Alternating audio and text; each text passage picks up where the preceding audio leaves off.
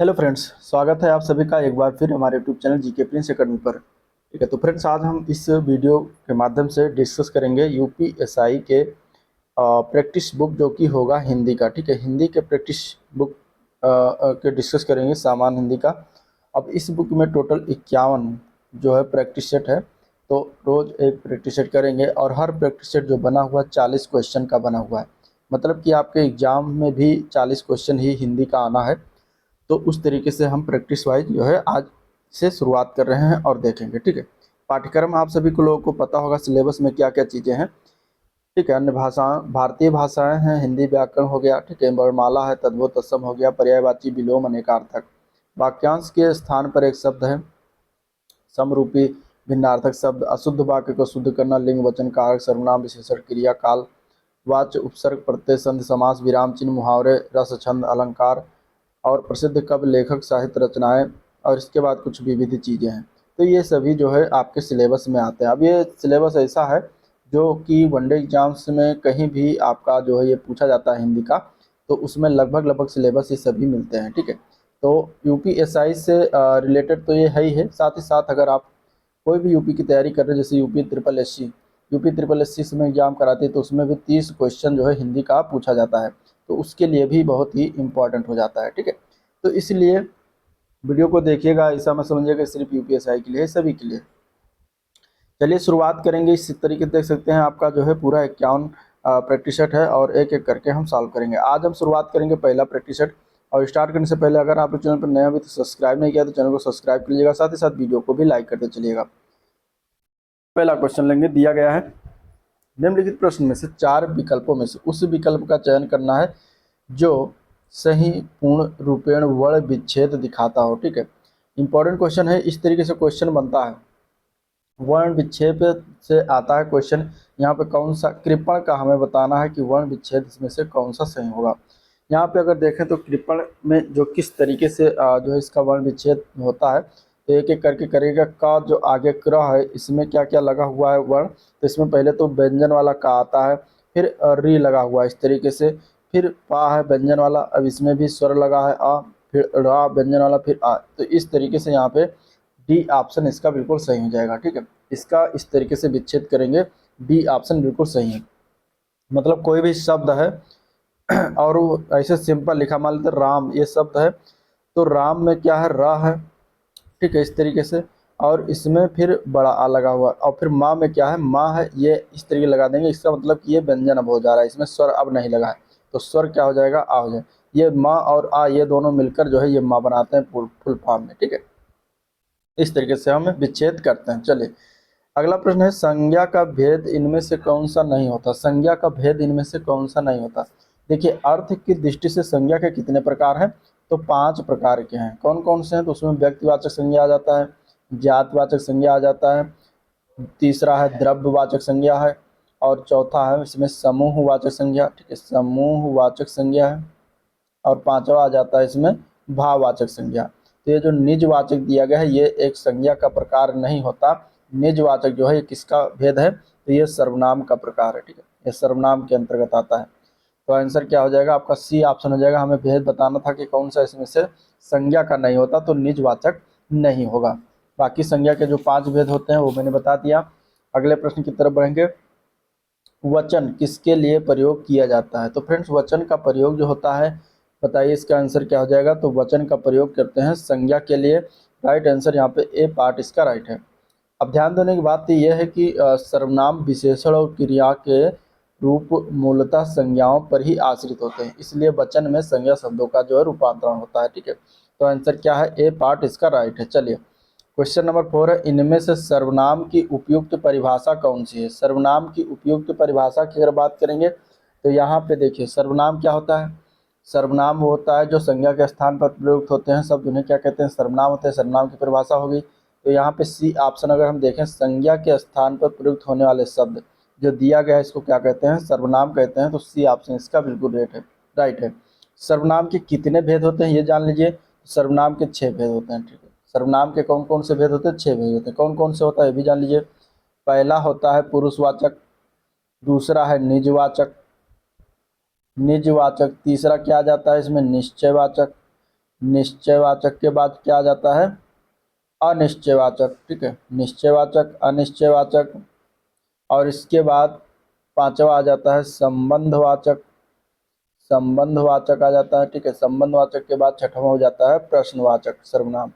तो इस प्रकार प्रश्नवाचक सर्वनाम के साथ साथ 6 सर्वनाम होते हैं। और हिंदी व्याकरण में कुल कितने सर्वनाम की व्याख्या की गई है? तो 11 सर्वनाम की चर्चा की गई, 11 प्रकार के, जैसे मैं, तुम, आप, ये है, वो, जो, सो, कोई, कुछ, कौन, क्या, ये 11 प्रकार के क्या है? सर्वनाम है। तो सर्वनाम के बारे में बात हो गई। अब अगला प्रश्न देखेंगे, इनमें से किस वाक्य में अकर्मक क्रिया है? अकर्मक क्रिया और सकर्मक क्रिया, इन दोनों क्रियाओं को आपको ध्यान में रखना है, याद रखना है और पढ़ लेना है। ठीक है, इसमें से क्वेश्चन जरूर बनेगा आपका। तो देखिए, पहला दिया गया श्याम सोता है, दूसरा ये चीज़ें तुम्हारा जी ललचाती हैं, और तीसरा वो अपना सिर खुजलाता है, और चौथा मैं पुस्तक पढ़ता हूँ। इनमें से अकर्मक क्रिया कौन सा है? अकर्मक क्रिया क्या होता है? तो जिस वाक्य में क्रिया का परिणाम कर्म पर ना पड़कर स्वयं कर्ता पर पड़ता है, वहाँ पे अकर्मक क्रिया होती है।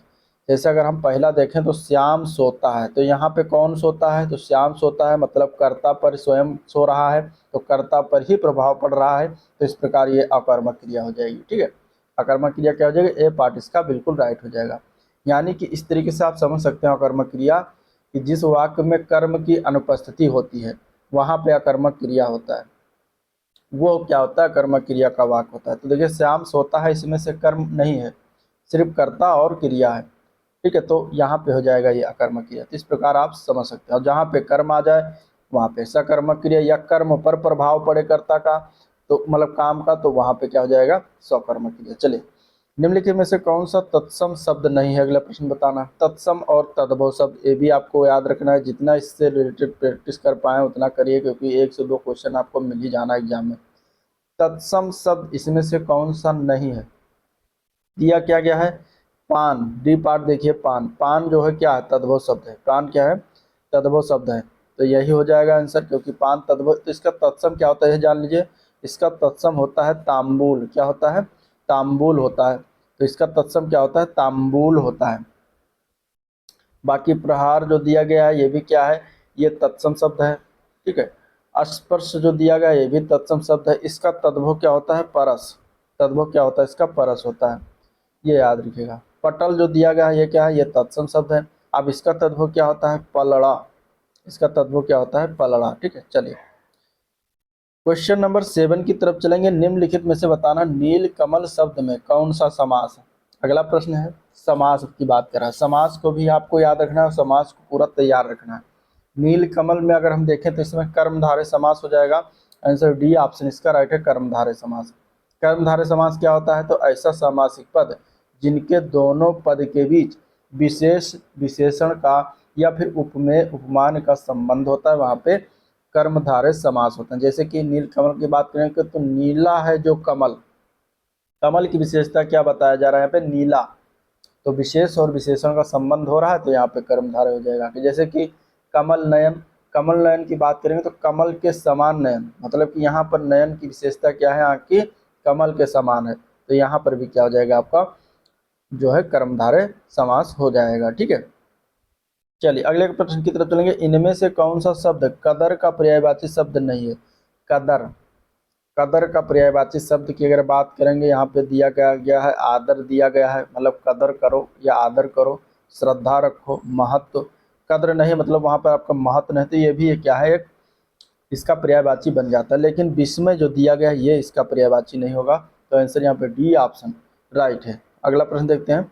निम्नलिखित वाक्यों में से शुद्ध वाक्य पहचानिए। इनमें से शुद्ध वाक्य की पहचान करना है। अच्छा, विस्मय के पर्यायवाची की बात करेंगे तो कौन कौन से होते हैं? तो विस्मय के पर्यायवाची होता है आश्चर्य, अचरज, अचंभा, हैरानी, कौतूहल। ये सभी क्या होते हैं? विस्मय का पर्यायवाची होता है। ठीक है, बाकी कदर का पर्यायवाची मान, प्रतिष्ठा, इज्जत, अहमियत, आदर, श्रद्धा, महत्व, ये सभी क्या होता है? कदर का पर्यायवाची होता है। चलिए अगले प्रश्न में हमें शुद्ध वाक्य बताना है। इसमें से शुद्ध वाक्य क्या होगा बताइए? पहला ऑप्शन देखें तो श्री राम और रावण के बीच घोर युद्ध हुआ, दिया गया है। ठीक है, फिर है यह लड़की ने कोई काम ठीक से नहीं किया। फिर है कि रविवार को हम चर्चा को जाते हैं। फिर है दुर्जन लोगों को सुधारना कठिन है। अब यहाँ पे बताना कि शुद्ध वाक्य क्या है। तो सबसे शुद्ध इसमें से अगर देखा जाए तो ए पार्ट है, श्री राम और रावण के बीच घोर युद्ध हुआ, ये शुद्ध है। बाकी अशुद्ध है, क्यों अशुद्ध है? क्योंकि यहाँ पे जो दिया गया है यह लड़की ने कोई काम ठीक से नहीं किया, तो यह गलत। यहाँ पे यह नहीं होना चाहिए था, यहाँ पे होना चाहिए था इस लड़की ने कोई काम ठीक से नहीं किया, इस लड़की ने कोई काम ठीक से नहीं किया, तो ये सही हो जाता। रविवार को हम चर्चा को जाते हैं, यहाँ पे कहाँ गलती किया गया है? तो रविवार को हम चर्च जाते हैं, सॉरी चर्च को जाते हैं, जो कि लिखा है गलत है, यहाँ पे को नहीं लिखना चाहिए था, चर्च जाते हैं, रविवार को हम चर्च जाते हैं, तो ये सही होता। इसके बाद दुर्जन लोगों को सुधारना से यहाँ पे कहाँ गलत है? तो दुर्जन लोगों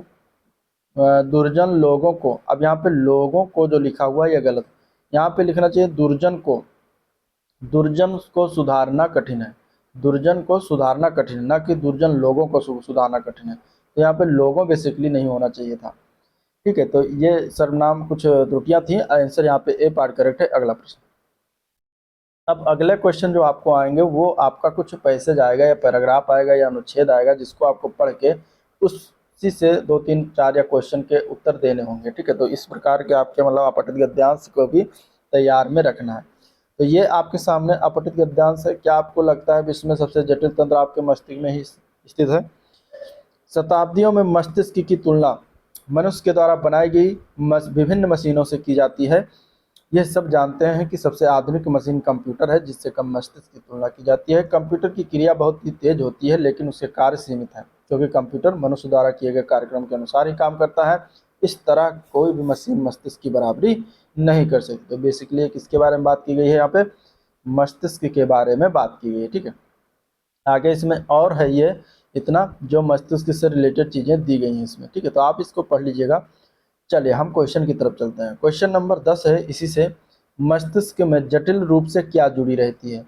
तो मस्तिष्क में जटिल रूप से तंत्रिकाएं जुड़ी रहती हैं, तंत्रिका कोशिकाएं जुड़ी रहती हैं गद्यांश के अनुसार। तो आंसर बी ऑप्शन इसका राइट हो जाएगा। किन दोनों के बीच संबंध के बारे में मतभेद था? तो इस गद्यांश के अनुसार इसका आंसर बताना है। तो मन और मस्तिष्क के बीच संबंध के बारे में मतभेद था। ठीक है, तो यहाँ पर आंसर सी ऑप्शन हो जाएगा। विश्व में सबसे जटिल तंत्र कहाँ स्थित है? तो ये इसका आंसर क्या हो जाएगा? मस्तिष्क में स्थित है। ठीक है, तो 3 क्वेश्चन बताना था। अगला प्रश्न, जहाँ एक शब्द के साथ अनेक अर्थ चिपके रहते हैं वहाँ कौन सा अलंकार होता है? अब अलंकार की बात करेंगे तो जितने भी अलंकार हैं उनके परिभाषा आपको बिल्कुल पता होना चाहिए, याद होना चाहिए, क्योंकि ये देखिए इस तरीके से क्या है, ये अलंकार की परिभाषा ही पूछा गया है। तो किस अलंकार के बारे में बात कर रहा है? तो ये बात कर रहा है श्लेष अलंकार के बारे में। श्लेष का शब्द का अर्थ ही होता है चिपकना। ठीक है, तो यहाँ पे क्या है कि जहाँ एक शब्द के अनेक अर्थ चिपके रहते हैं या एक शब्द के अनेक अर्थ आए और वो शब्द एक ही बार आए तो वहाँ पे श्लेष अलंकार होता है। ठीक है, उदाहरण अगर हम बात करेंगे तो देखिए, उदाहरण एक रहीम जी का है। दोहा है, रहमन पानी राखिए बिन पानी सब सून, पानी गए न उबरे मोती मानुष चुन। अब यहाँ पे पानी शब्द आया है और पानी कहाँ पर है? रहमन पानी राखिए बिन पानी सब सून। ठीक है, इसके बाद पानी गए न उबरे मोती मानुष चून, मतलब पानी गए 3 चीज नहीं उबरता है, उसमें मोती है, मानुष है और चून है, मतलब ये तीनों चीजों का काम गड़बड़ा जाता है। तो यहाँ पे पानी का 3 अर्थ यहाँ पे निकल रहा है, तो इस तरीके से क्या हो जाएगा? श्लेष अलंकार का उदाहरण हो जाएगा। चलिए क्वेश्चन नंबर अगला देखते हैं, भ्रमर गीत परंपरा के प्रवर्तक कौन है? इसमें से भ्रमर गीत परंपरा के प्रवर्तक हैं, उनका नाम क्या है? सूरदास। क्या नाम है? सूरदास नाम है। सी ऑप्शन इसका राइट है। सूरदास जो है हिंदी साहित्य के ये भक्त काल के महान कवि थे। ठीक है, भक्त काल के क्या हैं? ये महान कवि हैं। और भक्त काल के सगुण वर्ग के कृष्ण भक्ति धारा के जो है ये शाखा के कवि हैं। इनकी प्रसिद्ध रचनाओं में सूर सागर, सूर सारावली, साहित्य लहरी ये सभी आदि हैं। चलिए अगले क्वेश्चन की तरफ चलते हैं। अगला प्रश्न है, करुणालय के रचनाकार बताना। ठीक है, करुणालय जो पुस्तक है इसके रचनाकार का नाम क्या है? तो इसको लिखा है जयशंकर प्रसाद ने। किसने लिखा है? जयशंकर प्रसाद ने लिखा है। इनके अन्य काव्य संग्रह कौन कौन से हैं? तो याद रखिएगा, प्रेम पथिक है इनका अन्य काव्य संग्रह। ठीक है, चित्राधार है, चित्राधार, और इनके अन्य में आता है कानन कुसुम, कानन कुसुम। ठीक है, ये भी इन्होंने ही लिखा हुआ है। और इसके अलावा इन्होंने लिखा है झरना, झरना तो सभी को पता होगा, आंसू भी पता होगा सभी को। इसके अलावा इन्होंने लिखा हुआ है झरना, आंसू के अलावा लहर लिखा हुआ है, ठीक है। कामायनी इन्हीं की है, कामायनी। कामायनी किनकी है? इन्हीं की है। तो ये सब इनके क्या है? अन्य काव्य संग्रह। अब इनके अगर हम उपन्यास की बात करें तो उपन्यास में इनकी आ जाती है कंकाल। कंकाल हो जाता है इनका उपन्यास। तितली है इनका उपन्यास, तितली, ठीक है। तितली किनकी? नहीं की उपन्यास है। तितली हो गया, कंकाल हो गया। इरावती इनका क्या है? इन्हीं का उपन्यास है, ठीक है। और कहानी संग्रह में इनका छाया है। कहानी संग्रह में इनका जो कहानी है पुस्तक, वो छाया नाम है। आंधी है, इंद्रजाल है, ये सब इनकी कहानी संग्रह। तो ये हो गया जयशंकर प्रसाद के बारे में। अब अगला, उदय प्रकाश इनमें से किस विधा के चर्चित लेखक हैं? उदय प्रकाश। उदय प्रकाश जो है एक प्रसिद्ध ये कहानीकार थे। तो यहाँ पे आंसर हो जाएगा ए पार्ट कहानी, ठीक है। कहानीकार है, इनके द्वारा रचित प्रमुख कहानियों में एक आ जाता है दरियाई घोड़ा। दरियाई घोड़ा याद रखिएगा, इनकी प्रमुख कहानियां हैं। दरियाई घोड़ा, पीली छतरी वाली लड़की, ठीक है, मोहनदास, दत्तात्रेय का दुख, ये सभी इनका जो है कहानी है। चलिए नेक्स्ट क्वेश्चन देखते हैं। अगला क्वेश्चन है का खा गा का प्रकाशन जो है कहाँ से होता था? का खा गा पत्रिका है का नाम है, इसका प्रकाशन बताना है कहाँ से होता था, ठीक है। तो ये पत्रिका जो है इलाहाबाद, यानी कि आज में जो प्रयागराज है, पहले नाम पर इलाहाबाद होता था, यहाँ से होता था। और इसके संपादक कौन थे? रघुवंश। संपादक कौन थे? रघुवंश, ठीक है। संपादक का नाम भी याद रखिएगा, रघुवंश थे। इन्होंने इस पत्रिका का संपादन 1963 ईस्वी में किया था। 1963 ईस्वी से प्रारंभ किया था। चलिए क्वेश्चन नंबर 18, दो चट्टानें पर साहित्य अकादमी पुरस्कार पाने वाले कवि कौन है? दो चट्टान पुस्तक का नाम है ये भी। और इसी पुस्तक पर साहित्य अकादमी पुरस्कार 1968 में हरिवंश राय बच्चन जी को मिला था। तो आंसर क्या है? सी ऑप्शन इसका राइट हो जाएगा, ठीक है। इनकी हरिवंश राय बच्चन की मधुशाला याद रखिएगा, बहुत फेमस पुस्तक है इनकी। मधुशाला, मधुबाला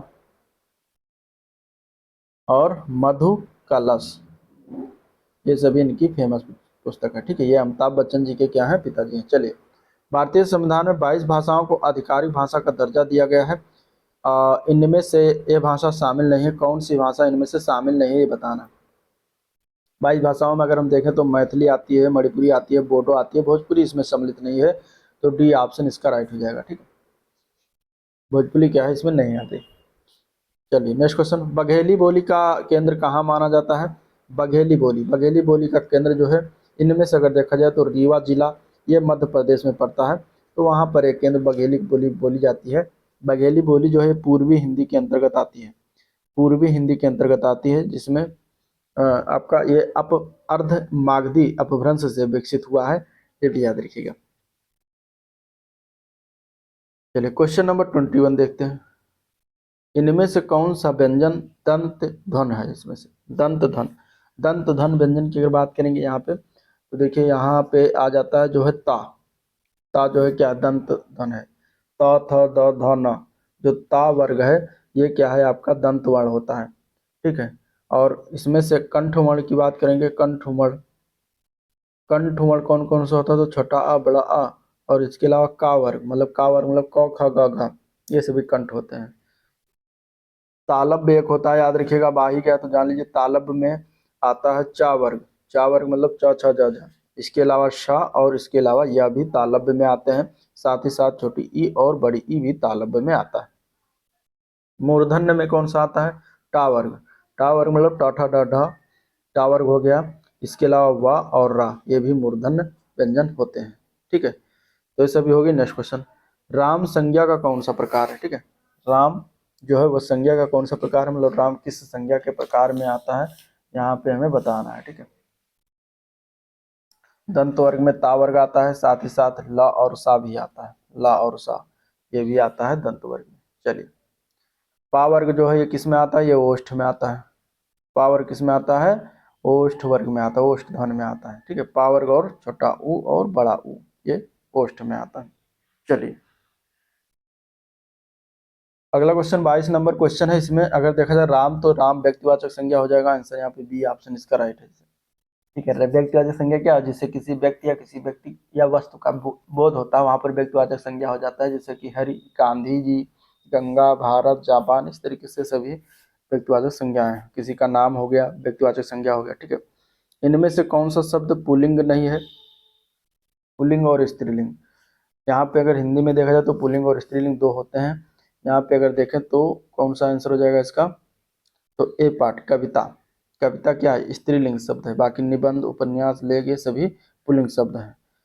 क्वेश्चन नंबर 24, निम्नलिखित में से किस शब्द का वचन एक सा नहीं रहता? इनमें से, तो इनमें से कौन सा शब्द का वचन एक सा नहीं रहता 24 का? तो अगर हम देखेंगे बेटा, बेटा शब्द जो है का वचन एक सा नहीं रहता, क्योंकि बेटा का बहुवचन क्या होता है? बेटे होता है। ठीक है, बेटे, बेटा का बहुवचन बेटे होता है।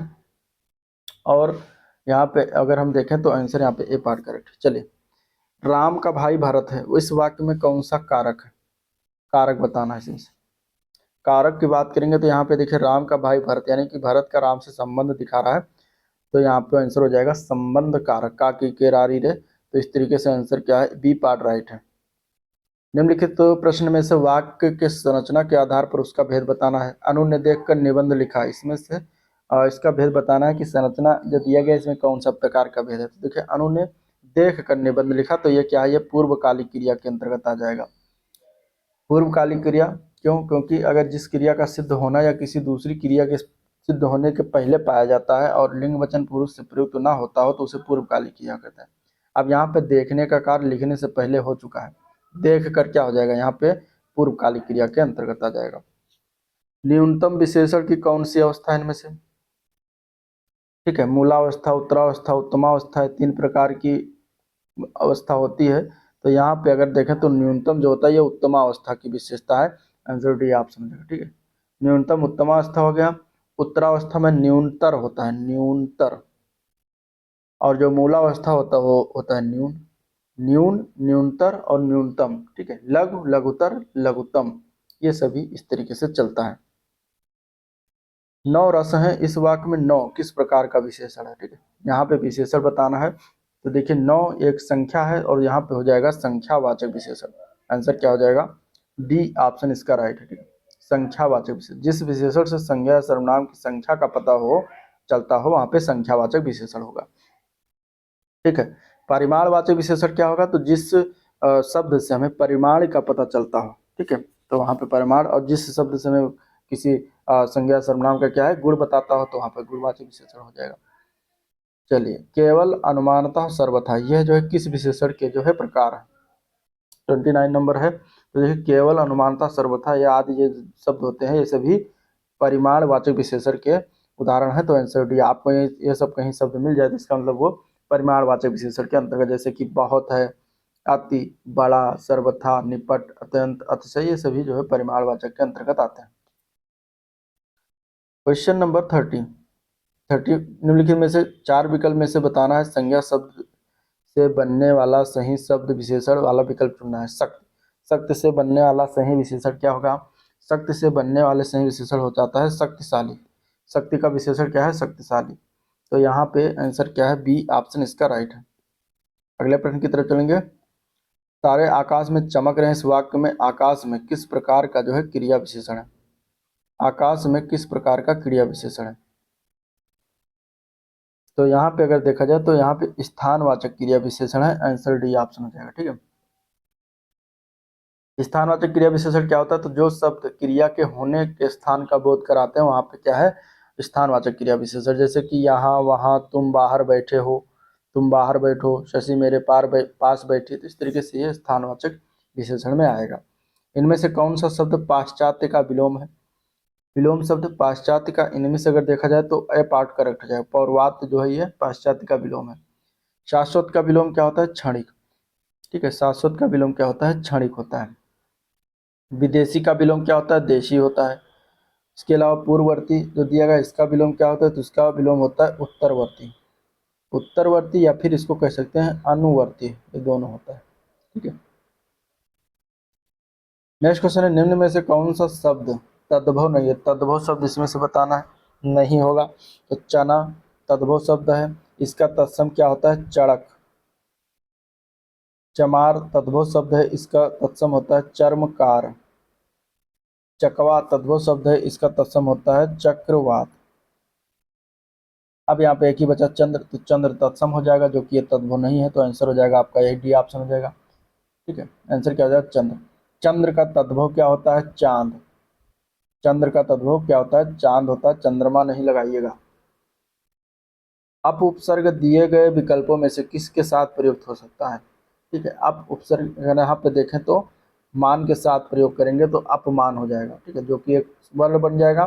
तो इस प्रकार सी ऑप्शन के साथ प्रयोग हो सकता है। ठीक है, अपमान, अपशब्द, अपराध, अपकार, अपभ्रंश, अपयश, अपवाद, ये सभी अप उपसर्ग के क्या है? वर्ण है। अगला प्रश्न, निम्नलिखित किस शब्द में प्रत्यय प्रयुक्त नहीं है? प्रत्यय यहाँ पे अगर देखा जाए तो दिया गया यहाँ पे शब्द जो पीढ़ी शब्द है, इसमें क्या है?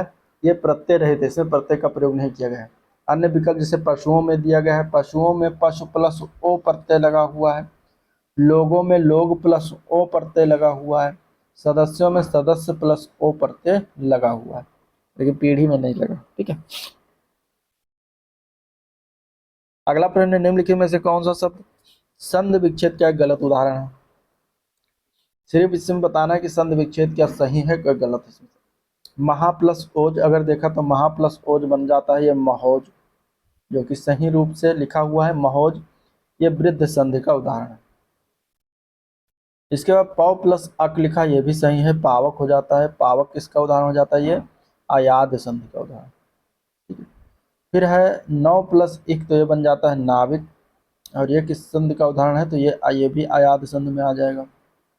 फिर है परो प्लस उपकार, जो कि गलत है, परोपकार नहीं होता, यहाँ पे होना चाहिए था पर प्लस उपकार, और यही संधि विच्छेद गलत, तो डी पार्ट हो जाएगा। ये गुण स्वर संधि में आता है, परो नहीं होगा, पर होना चाहिए था। चलिए, तत्पुरुष का सही संधि विच्छेद इनमें से क्या है? तत्पुरुष, तत्पुरुष की अगर बात करें तो देखिए तत्पुरुष का संधि विच्छेद होता है तद प्लस पुरुष। तद प्लस पुरुष जो कि बी पार्ट में दिया गया है, तो बी पार्ट इसका बिल्कुल राइट है। ठीक है, ये किस संधि का उदाहरण है? तो व्यंजन संधि का उदाहरण, व्यंजन संधि का उदाहरण है। इनमें से कौन सा शब्द खर शब्द का समानार्थी नहीं है? खर शब्द, खर की अगर बात करें यहाँ पे तो देखिए एक राक्षस का नाम होता है खर, एक तिनका होता है, खर का अर्थ एक गधा भी होता है, लेकिन खर का एक मात्र नहीं होता, तो यहाँ सी ऑप्शन हो जाएगा। ठीक है, तिनका, गधा, धूसर एक राक्षस का नाम, ये सभी खर के समानार्थी शब्द में आते हैं। धन का मतलब क्या होता है? धन का अर्थ बताना, यहाँ पे धन का अर्थ दिए में अगर देखा जाए तो धन का अर्थ यहाँ पे अर्थ होता है। धन का मतलब क्या होता है? अर्थ होता है। इसके अन्य अर्थों में संपत्ति धन का मतलब होता है, धन का मतलब योग, जबकि अंक जो दिया गया, अंक के अनेक अर्थ, जैसे अंक का एक अर्थ होता है अध्याय, अंक का अर्थ होता है चिन्ह, अंक का अर्थ होता है संख्या, अंक का अर्थ होता है गोद। इस प्रकार कुछ शब्द हैं जिनके बहुत सारे अनेकार्थी शब्द हैं। ठीक है, यहाँ पे धन का मतलब अर्थ हो जाएगा। नेक्स्ट, विनोद को उस विद्यालय में इम्तिहान लेने वाला बनकर जाना है। अब इसमें इम्तिहान लेने वाले को एक शब्द में क्या कहेंगे? तो उसको हम कहते हैं परीक्षक। क्या कहते हैं?